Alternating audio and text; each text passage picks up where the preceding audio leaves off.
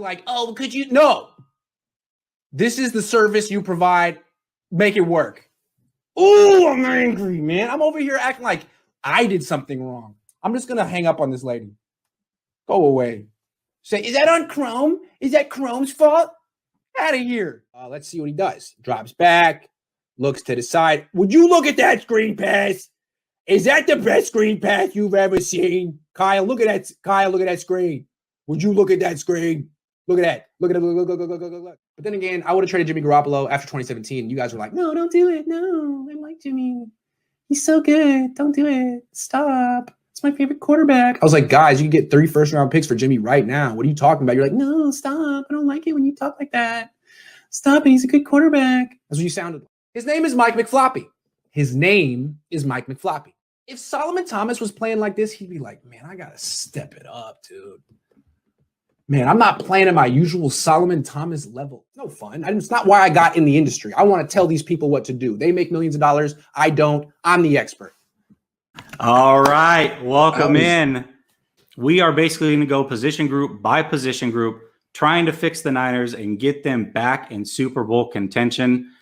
I wanted to start with quarterback, Grant, but I know you've been talking crazy over the last week. You got a lot of awesome trades coming up that you think the Niners should pull off. So I'm actually going to start with D-line because I think this is where things can get a little wild for you. So let's go with D-line. What would you like to see the 49ers do with the defensive line this offseason? I like their defensive line from last year. I mean, Kerry Hyder's good. They should re-sign him. They should find a way to bring him back. Eric Armstead's fine when he plays in the middle. Javon Kinlaw, you got to give him more time. You got to get rid of D Ford and find some type of edge run. I mean, if they could sign someone else to complement Kerry Hyder. But again, I don't think you need to spend huge resources on your defensive line because you have Chris Kocurek.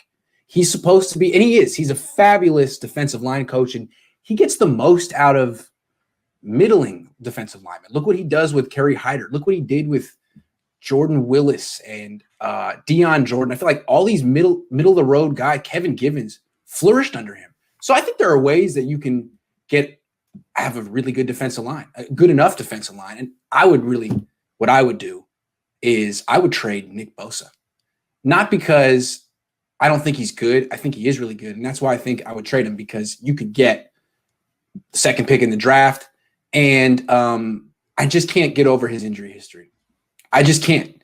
I feel like if he comes back and plays a full 16-game season, maybe you messed up. Like, we traded too soon.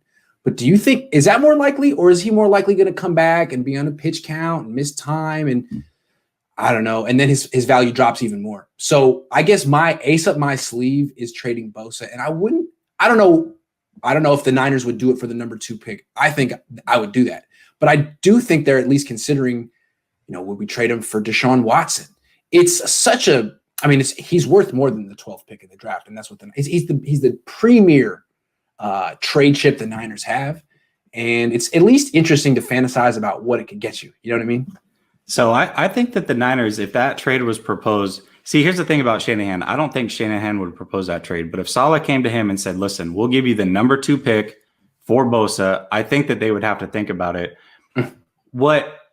What concerns me is I don't know if we can get the number 2 pick. I don't know if his value is up that high coming off the injury. You might be right. I was talking to a coach today, and he was saying, why do you think that Nick Bosa's value right now is higher than Kittle's? Isn't it possible that even though Kittle's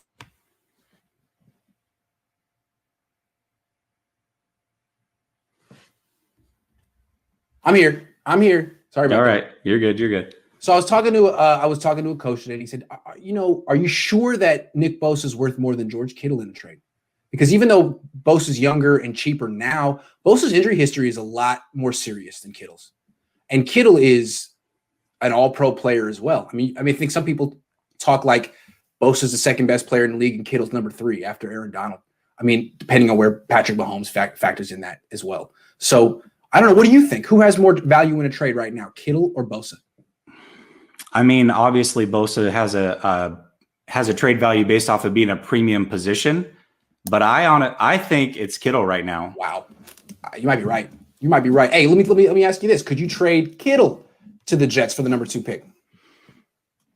No, I don't think that they're in win now mode enough. Now I've heard you floating this around, and it's a little teaser. We'll get to it a little bit later, but that number 3 pick, I think, is a possibility. I agree. I think Miami would be into Kittle or Bosa, honestly. Yeah, absolutely. So defensive line wise, for me, the guys that I'm getting rid of are Ford, Jones. I don't think that we're going to re-sign Jones. And we have guys like Kentavious Street and Gibbons, guys that can easily step up. Plus, I hope that Kinlaw takes a step forward, and that knee injury is not a serious long-term thing, but we will see. And really just run it back. I'm good with the defensive line as it is. As long as we can bring back Hyder and we have somebody else to book in that other side across from Bosa, I think we're okay. Maybe you can bring in a guy like Houston on the cheap. I know that he's a free agent. He's getting a little bit older. Maybe he wants to compete for a championship. But, other than that, like I said, Ford is the biggest thing. I agree with you. We've got to get rid of Ford because if we don't, I don't know how we re-sign some of these other guys. And the key to me is you're so heavily invested in the defensive tackles, Kinlaw and Armstead. The Niners need those two to produce.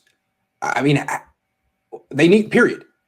You should be able to bring in like serviceable defensive ends that Chris Kosarick can coach up and just depend on, expect Armstead and Kinlaw to get you 15 sacks. I mean, that's what they're on the team to do.